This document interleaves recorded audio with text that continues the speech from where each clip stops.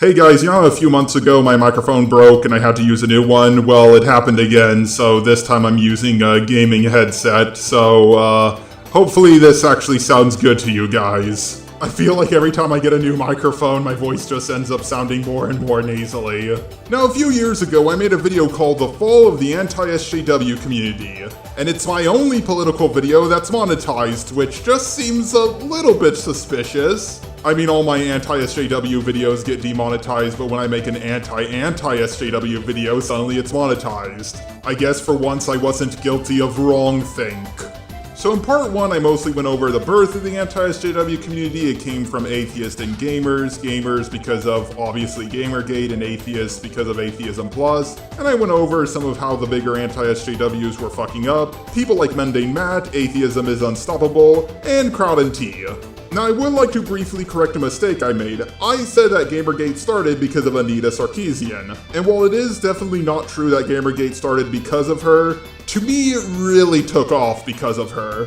But feel free to disagree with me in the comment section. I also would like to explain what an anti-SJW is, because in my last video I got a lot of comments like, that person's not an anti-SJW, they're an atheist, or that person's not a part of the anti-SJW community, they're a skeptic. Now, I want to make this clear, when I say anti-SJW, I'm using it as a blanket term, whether they're a skeptic, an atheist, or hell, maybe even a Leafy clone. If a decent amount of their content is about bashing the far left, whether it be feminism, the more extremist parts of BLM, or the LGBT community, then that's what I mean by anti-SJW. If I talk about someone who doesn't identify as an anti-SJW or doesn't associate with the community anymore, they are perfectly within their right to identify however they want. But I'm still going to call them what they are. Oh god, people are going to take that last part out of context and use it as proof that I'm transphobic. And the last thing I want to say before I get on with this video is that I used to be an anti-SJW, but despite that I'm still going to get a bunch of comments calling me an SJW and a NPC because they won't even bother watching the video. A lot of people have asked me, do I still stand by what I said in my older videos, and what I gotta say is, I still stand behind about 90% of it, but what are the 10% of things I've said in the past that I don't stand behind? Whatever it is the 10% you don't agree with me on, that's the 10% I don't stand behind. Now, I first discovered the anti-SJW community when it was just kicking off. Growing up, I was homeschooled in an extremely Christian conservative family, and I hated it. And while I didn't like the far-right Christian conservatives, I also didn't really like the far-left liberals. No, God, I'm not apologizing for Adam eating from your special tree that you told him not to, and I'm also not apologizing for being born white. A lot of my hardcore Christian conservative friends ended up becoming left-wing atheists. They made fun of things like George Bush, the Tea Party, Fox News, and other right-wing things. But then, seemingly out of nowhere, they started going after the far left. But why is that? Well, it's because they started seeing the far left as even worse than Christian conservatives. Let's talk about horseshoe theory. You've probably seen many people strawman horseshoe theory, saying that the theory claims the far left and the far right are exactly the same. Anyone who makes this argument either doesn't understand horseshoe theory or they're a disingenuous liar. Horseshoe theory states that the far left and far right are closer together than a typical conservative or Democrat. When I think of a classic Christian conservative, I think of a guy who doesn't like gay marriage, probably doesn't like abortion, wants lower taxes and stuff like that. When I think of a Democrat, I think of the opposite. When I think about the far left and far right, I think of people protesting and doing a lot of property damage, comparing me to the people they hate the most, whether it be communist or fascist, and other stuff like that. So let's use horseshoe theory to compare these two separate groups. Christian conservatives say you should never ever use the Lord's name in vain. The far left, or as I'll call them from here on out, SJWs, say you can't use the N-word, the derogatory term for a homosexual F-word, and some will even say you can't use a whole bunch of other different words, even the word stupid.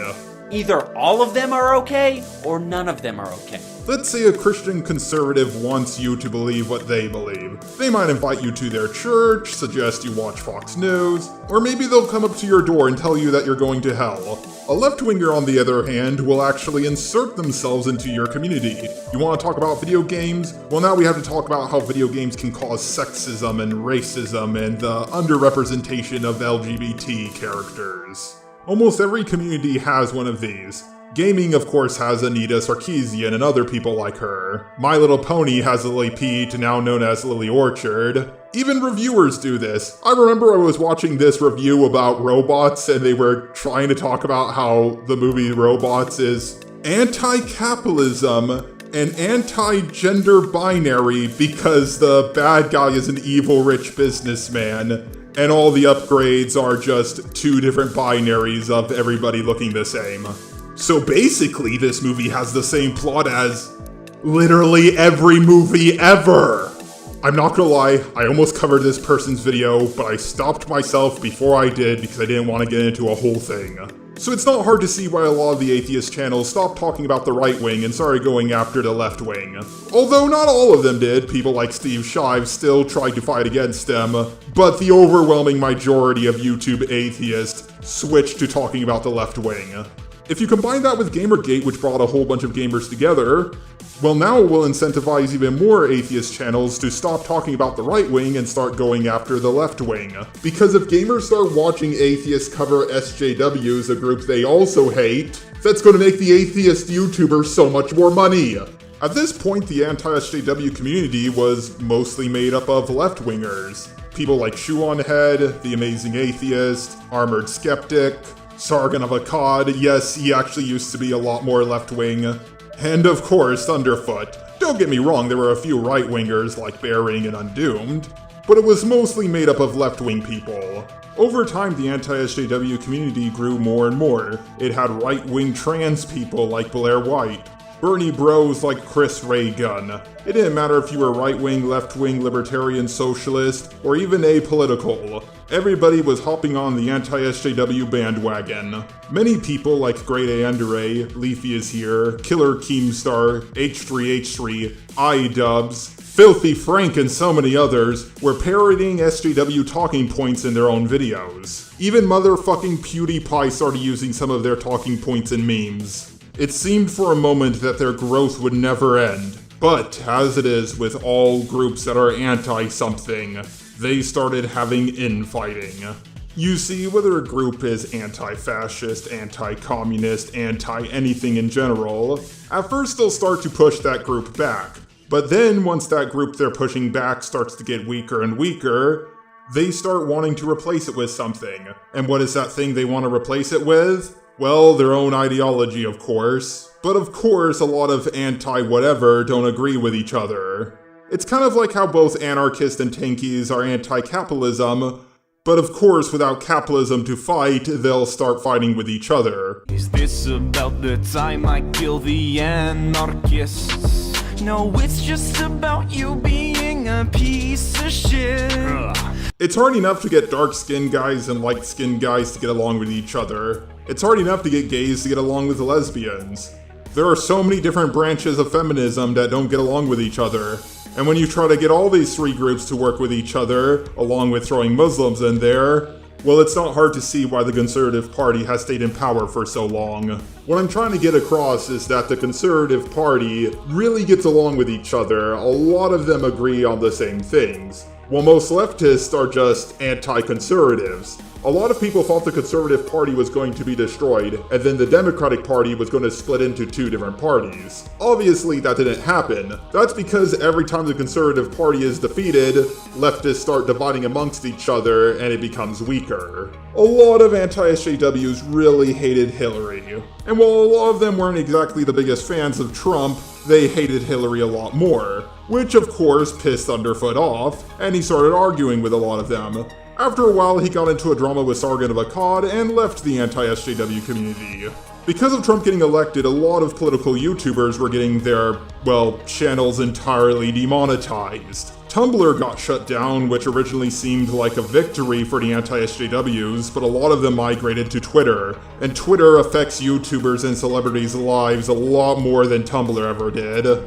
Conservatives were inserting themselves into the anti-SJW community. People like Louder with Crowder, Milo Yiannopoulos, Ben Shapiro, Paul Joseph Watson, Tucker Carlson, and so many others. Charlottesville happened, which was really bad. You see, originally leftists would say things like, "There are Nazis and right-wing rioters everywhere, can't you see it?" But the only thing they could ever point to was Gamergate, or saying that certain mass shooters had this or that ideology, like claiming that Elliot Rodger was a men's rights activist. I don't know what you don't see in me.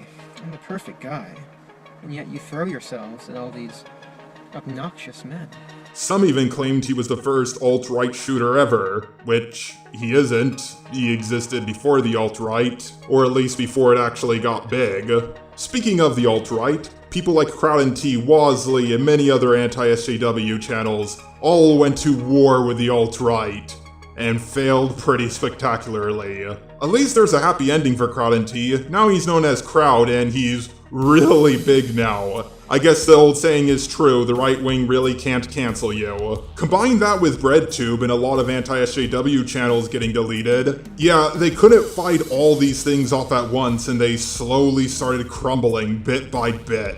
The final two heavy hits they faced was George Floyd and the White House raid. A lot of anti-SJWs also made a lot of videos about BLM, and most of them weren't exactly all that positive. And George Floyd's I Can't Breathe was a lot more effective than Hands Up, Don't Shoot. Now, what did the White House raid have to do with the anti-SJW community? Well, basically nothing. But the point is, now a lot more people were pissed off at the right wing. So much so that they saw the far left as the lesser evil of the two. Chris Reagan did a pretty good job comparing Hillary supporters in 2016 to Trump supporters in 2020. So I really recommend checking that out. Liberals are pissed off. We're still happy and having fun.